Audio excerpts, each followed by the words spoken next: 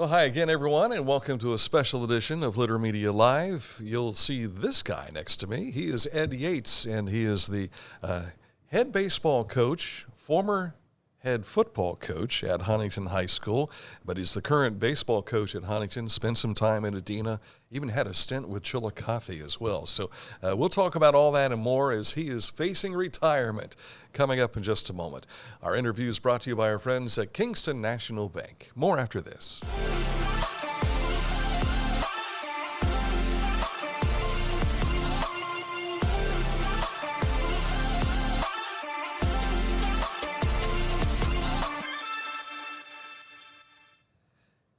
In the coaching profession, you come and go, and you try and hope that you make a difference in the lives of young individuals. And Ed Yates has been one of those guys who has been doing that for a number of years. How long have you coached? Well, I've been coaching since I started in 34 years ago.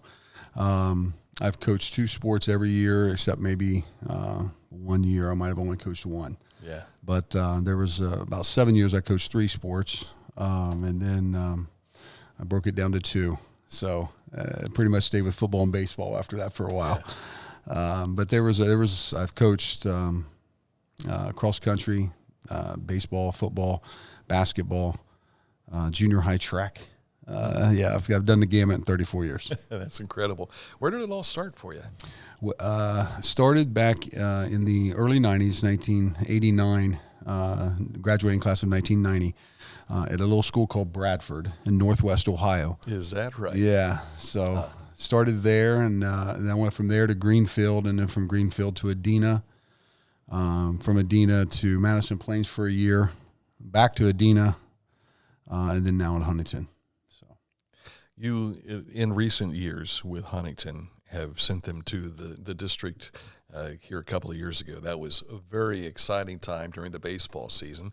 You got the football team to the playoffs this year, and you, I believe, participated in the playoffs after the COVID stuff as well, but this one you earned your way into the playoffs, right? Yes. That's got to be very rewarding for you in your 6-year stint at Huntington. Well, we have a goal just to, work at and compete and do whatever we can, but mostly we want to raise fine young men, and I think if we're disciplined and we do the things that we need to do, that the wins and losses kind of things kind of take care of itself. But we really want to put the kids first in everything that we do, and we've tried to do that. And every time that I've been a head coach, we try to do that. Mm-hmm. Now, you've also been an assistant coach, and I know when Scott Keller had been hired back at Huntington, who you succeeded as the varsity football coach, you had a chance to spend some time with him. He's a Huntington kid, and there's just something special and unique about the kids who live in the Huntington Hills. Yeah, they are very much competitive. They're fighters. They'll do anything that you ask them to do. But the 6 years that I've been there, I've really enjoyed the time there because the kids, like I said, they work hard and they just want somebody to lead and show them the proper way to do things. And that's what we try to do. But like I said, we try to be a father figure and try to help the parents raise fine young men in our time that we've been there as well. I think the first time you and I met was when you were on Chillicothe's football staff, and that was around, 2013, maybe 2012, something like that? Somewhere in there. With the Ron Hinton administration. Can I say administration? On Coach Hinton's staff. And I was sorry to see you go because I wanted to see you stick around and make that impact on the Chillicothe kids. But when you went to Huntington, I thought, they're getting a jewel here, an opportunity to learn from someone, as did the kids at Adena, where you had some great success there baseball-wise. All the schools I've been at, I've really enjoyed. I was at Adena for 24 years. I was the head baseball coach there for 13, and I helped out with the football the majority of the years I was there also. And those kids worked hard, and they did everything I asked them to do, and the community supported me. I just felt like God just was leading me on. I spent the 1 year with Coach Hinton, 2016, 17, somewhere in that range. Right before I went to Huntington, we were there, and I learned a lot from him, and what a great man and a great person he is. who cares for the kids. He works them hard, but man, he cares for them. And then when I was able to go to Huntington, just tried to take the same philosophy I used at Adena, which was successful, and to put the kids first. That doesn't mean be easy on them. It means work them hard, but show them love through everything I did, but expect high results from them as well. And so I think that formula tends to work a lot. Yeah. Does this go back to your upbringing? Was this something you learned as a student and athlete? I played for Southeastern, and I played football, basketball, and baseball for Southeastern. And the coaches there, especially Coach Jordan and Coach Easterday, they would push you, to say the least. Those people from Southeastern that played for them know what I'm talking about. Yeah. They would work you hard, but they would also encourage you. They set high expectations, they set high standards, and they expected you to reach them. And I took a lot of my coaching philosophy from them, the discipline that we did, the things that we were expected of us, the way we were to act, the way we were to treat others. It's just it's the whole overall package, and a lot of that I learned from them to put in place in a program. Have we lost that along the way? Because I know it's difficult, and here's why I'm bringing this up. I think parents need to learn this as well, because we grew up with it. Mm-hmm. It was instilled in us, and somewhere we seem to have lost some of that, and it became more about wins and losses as opposed to the building and the character of the student coming through. Yeah, I think sometimes sports becomes people's God, and they bow down to sports rather than using sports as life lessons. Sports can be a great thing in teaching you life lessons, whether you're talking football, basketball, baseball, track, volleyball, doesn't matter. It can teach you so much about life, because so much about life is not always winning. It's how you handle losing. It's how you handle disappointments, because those come. It's how you can work hard to overcome obstacles in your life. I use sports, the lessons that I was taught through sports. I use those in my life every day, and I try to use those life lessons to teach the kids that I happen to be coaching now, because not everything is rosy. But also, just because you work hard doesn't mean you're going to be successful. And I think sometimes we equate working hard with deserving to win, and that's not true. You don't deserve to win because you work hard. You will deserve to lose, though, when you don't. But just because you work hard doesn't mean you're going to win. I think, Pat Riley made a really good – Pat Riley's an ex-coach from the Lakers. When he was there, he wrote a book and said, work hard will guarantee you nothing, but without it, you're guaranteed failure. And I think that's a great thing that we need to learn, not only as coaches, as players, but as parents also, is that work hard is not going to guarantee your kid a playing spot. It's not going to guarantee the fact that you're going to win. But without it, you're going to guarantee that you're not going to play, and you're not going to get much playing time, and you're not going to win. But those are lessons that, I think that I learned when I was a youngster. Like what I said, when I played with Coach Jordan in Easterday, I worked really hard, but I was the sixth man on the basketball team, so I wasn't a starter. I started a few games, but I wasn't a starter in basketball. And then I took those lessons and I went on to college and played baseball in college. And in my freshman year, I wasn't a starter, but I knew how to work, and so I worked my way into that starting position as a sophomore and was able to play. And so those kind of things is the work ethic, the respect that you have for others. I think you're right. I think we've lost some of that because I think we've put winning above all that. You can be a disrespectful person, and as long as you're a good athlete, I'm going to play you, is the way a lot of coaches think. And I don't think that way. I think you can, if you're a good athlete, you can also be a respectful person, and you can go about things the right way. And if you choose not to, then you just choose not to play for me. So I think we need to learn those lessons. And some of that comes right back to shaking hands after a contest, and looking the opponent in the eye and being down on the field with these kids now during the handshakes after a football game especially, seeing them shake hands and then pat each other, some will give hugs to each other, that's the kind of respect that you played me well, I did my best to play you well, win or lose.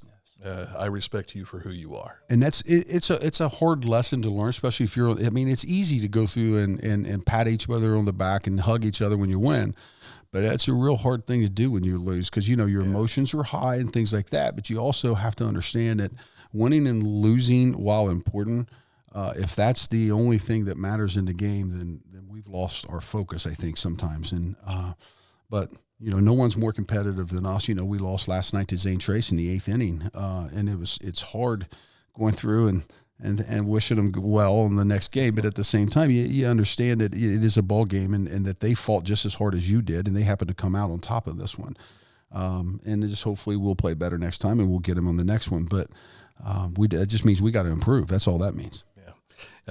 Another thing that's beneficial for me is to get down with the camera and be there for the post-game chats, and to see you after a win and all that hard work your kids put into it, and then suddenly it clicks for them and they reap the reward for it. That's really cool. But when it doesn't work out for them, I know it's a tearjerker, especially your last game was your last football game.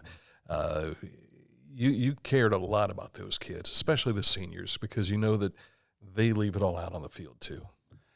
That's one of the hardest things for me is the last time with the seniors, because I'm not the easiest guy to play for, because I do expect a lot out of them. I expect them to be role models, examples. I expect them to be leaders.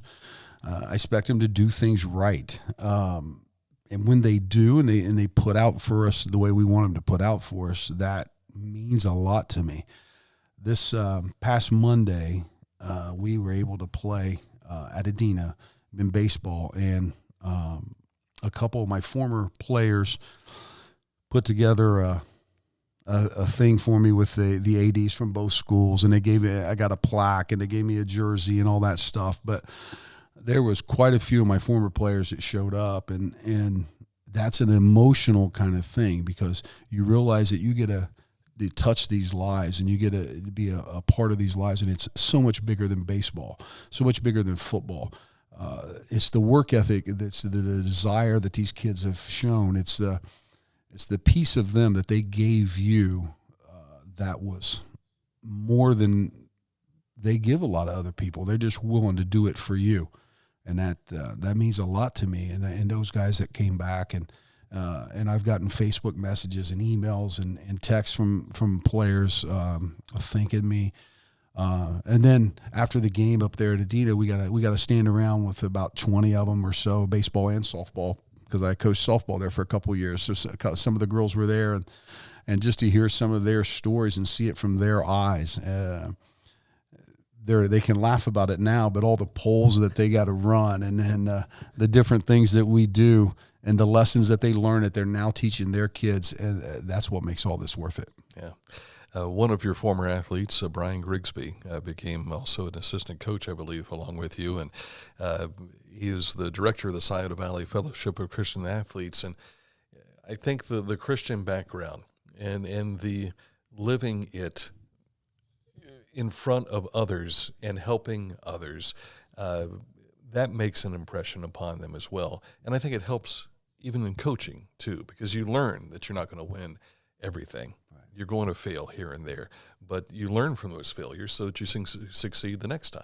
Yeah, sometimes we get the feeling, we meaning society, gets the feeling that if I'm a good person, everything's going to go my way, and that's just not necessarily true. Living a Christ-like life and showing a Christ-like attitude is not easy.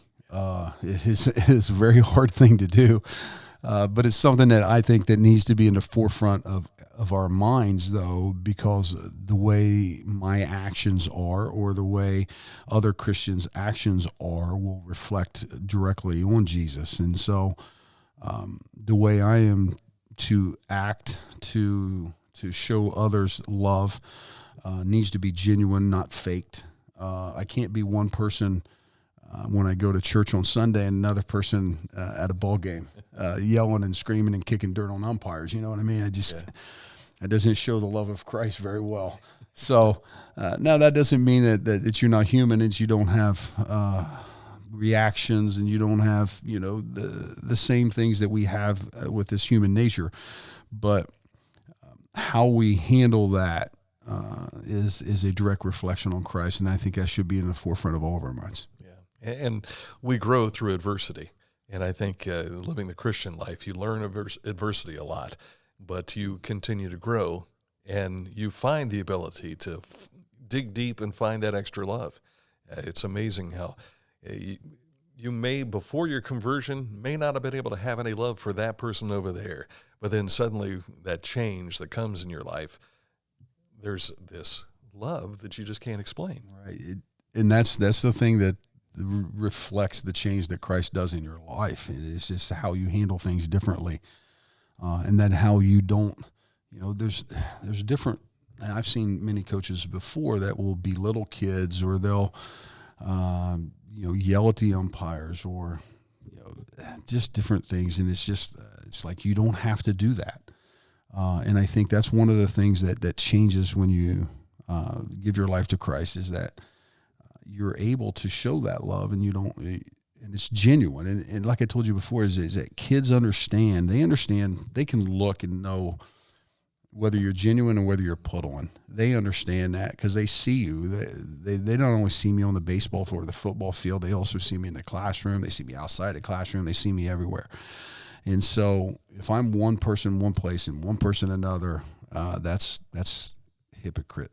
And so they need to see the person that Christ wants you to be, but also at the same time realize that you're going to mess up. You're not going to be perfect, but it's not about being perfect. It's about showing love and grace and forgiveness and showing that attitude all the time. Mm-hmm. My granddaughter Paradise is a junior at Huntington, and I asked her, I said, do you have any Ed Yates stories that I might be able to share? And she says, well, I didn't really have him for any classes, but she did say, you'll see him every day outside his classroom with a green ball bat.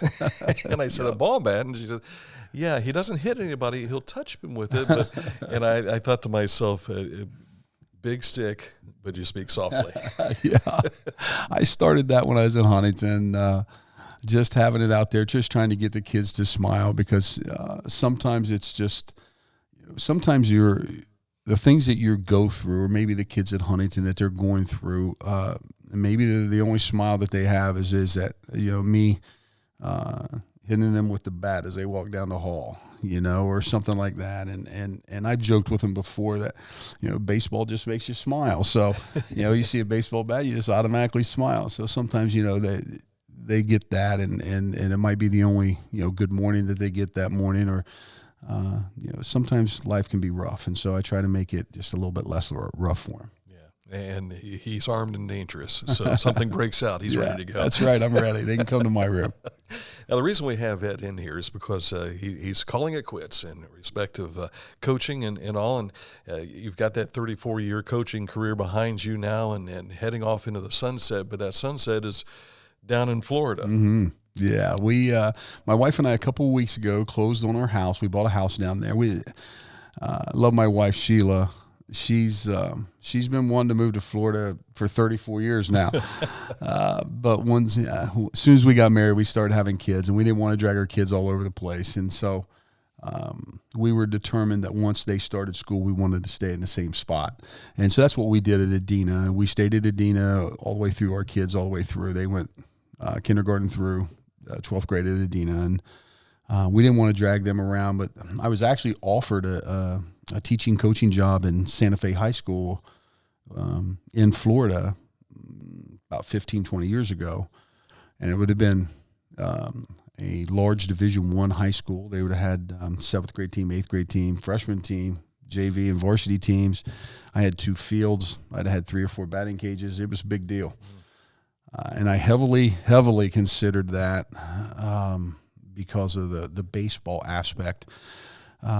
but I couldn't figure out how to get it done with our retirement and get all that done. And looking back on it now, you can see the way God blessed and that it wasn't for us to move there.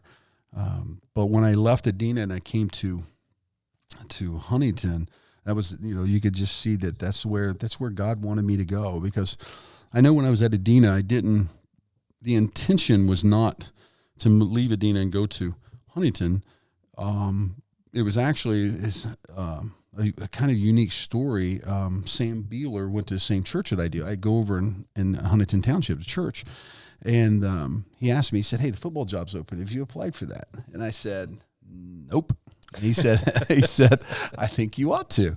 And I said, "Okay." And I just ignored him. I didn't pay attention to him.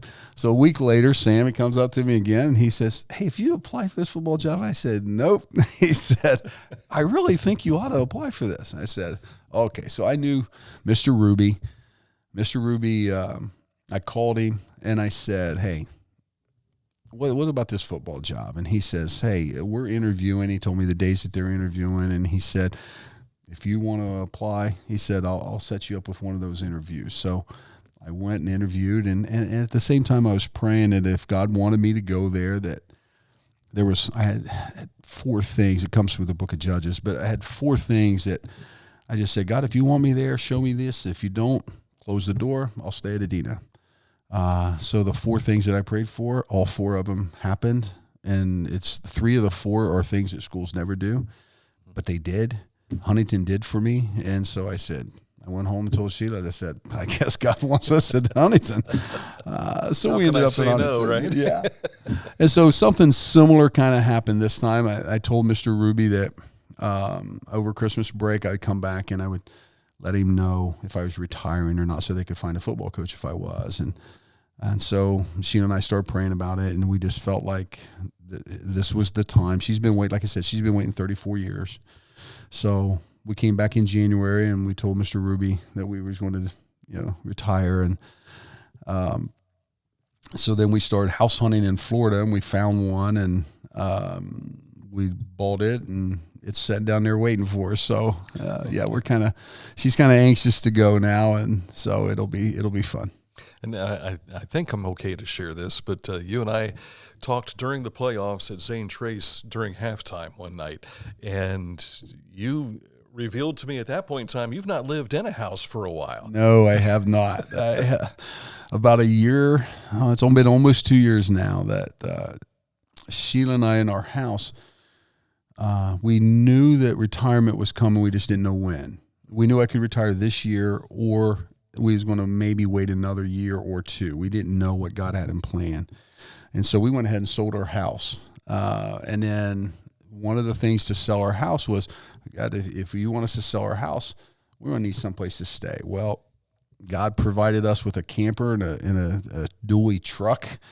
And so we've been, for about 2 years now, we've been living in a camper.